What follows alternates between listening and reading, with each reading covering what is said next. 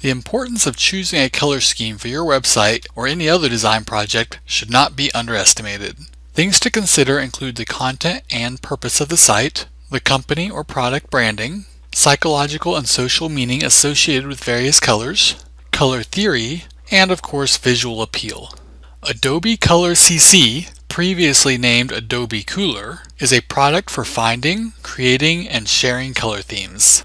Go to color.adobe.com to check out the web app. Under the Explore tab, you can see color themes that have been created by others, all consisting of 5 colors. You can sort these in several ways, including most popular and most used. You can also search for a color theme using a keyword that would represent the color palette. Searching for ocean results in all the themes that were tagged with the keyword of ocean or include ocean in the name of the theme. When you hover over a color theme, you are provided several options. You may get information about the theme, share a link to the theme with others, rate the theme, and save the theme into your own library of color themes. To save themes, you would need to be logged in to your Adobe account. Creating an account is free and does not require you to purchase any Adobe products. To create your own theme, either click on the Edit Copy option of an existing theme or go to the Create tab. The 5 color circles in the color wheel correspond to the 5 color squares below the wheel that will make up your theme. The base color for the theme is indicated by the white triangle both in the color wheel as well as in the color squares. This color determines the other colors of the theme using the color rule selected. We will talk about the color rules in a moment. The base square is normally the middle square, though you can change this by double-clicking on the triangle of any other square. Notice the new base color is still in the middle on the color wheel. For consistency, I like having the middle color square as the base color, so I will set it back. Change all the colors at once by dragging the base color, or any of the other colors, around the color wheel. Click on the color wheel to zoom in or out while you work. Another way to modify the colors is by using the sliders under each color square. How the sliders affect the color depends on which slider set you have selected. Selecting the CMYK gives you sliders from the amount of cyan, magenta, yellow, and black that make up your color. You can see these colors on the slider by moving each slider to the far left. Selecting RGB allows you to manipulate the color by modifying the amount of red, green, and blue. Again, moving each slider to the far left reveals the red, green, and blue sliders. The bottom slider allows you to change the intensity of the color. The LAB color model is a bit complicated and beyond the scope of this video. Selecting HSB allows you to modify the color by manipulating the hue, saturation, and brightness. The hue represents the angle around the central vertical axis of the color wheel. The saturation represents the distance from the center of the color wheel. And the brightness represents the intensity of the color.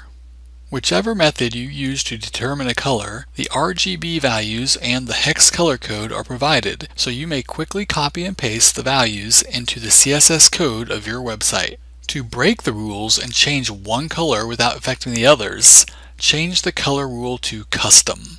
Now you can use the previous methods described to change the colors of the theme independently. Let's briefly talk about the color rules provided by Adobe Color CC. To the left, you can see a drop-down that allows you to choose from 7 color rules. Analogous color schemes are created by using colors that are next to each other on the color wheel. Monochromatic color schemes are made up of different tones, shades, and tints within a specific hue. Triadic schemes are made up of hues equally spaced around the color wheel. Complementary schemes are created by combining colors from opposite sides of the color wheel. Compound schemes include 2 adjacent hues and their complementary hues on the opposite side of the color wheel.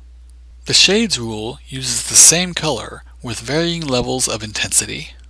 Lastly, the Custom rule is not actually a rule at all. As previously illustrated, this rule provides functionality to break from the other rules and modify colors independently.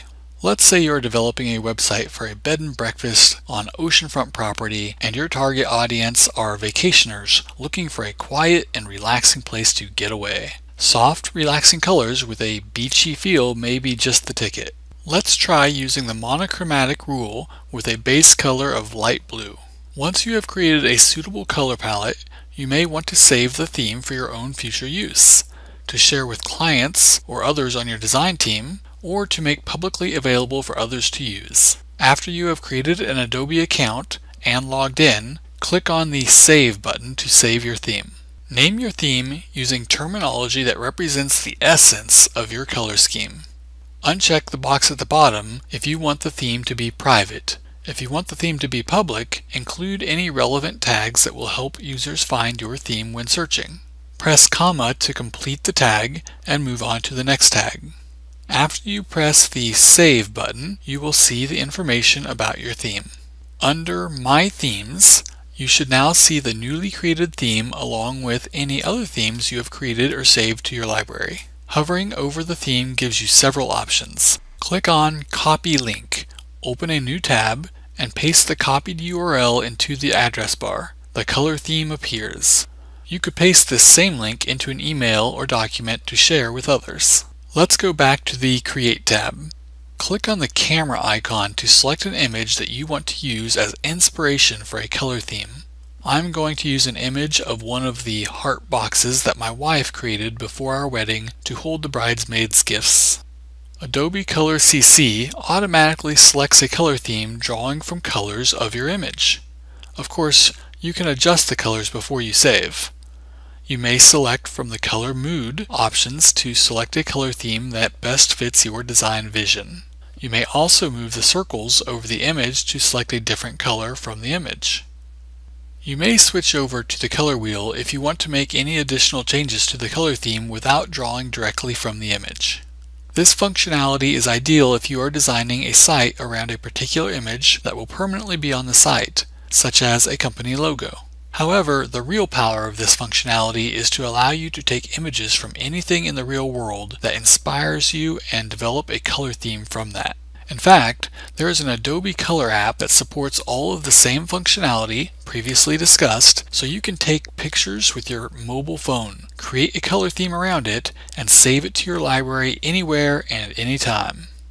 I believe the app is currently only available for iOS, but there are many other apps similar to this that Android users may explore. In addition to the web app and the mobile app, Adobe Color is available as an extension for Adobe products such as Photoshop and Illustrator. In Adobe Photoshop, for instance, I can access Adobe Color by going to Window, Extensions, Adobe Color Themes. Here I have the same functionality for creating themes, exploring themes shared by others, and accessing the themes from my own library. Because all of your themes are saved in your Adobe Creative Cloud, your library is always up to date regardless of which Adobe Color app or extension you are using. And that, my friends, is all I have to say about Adobe Color CC.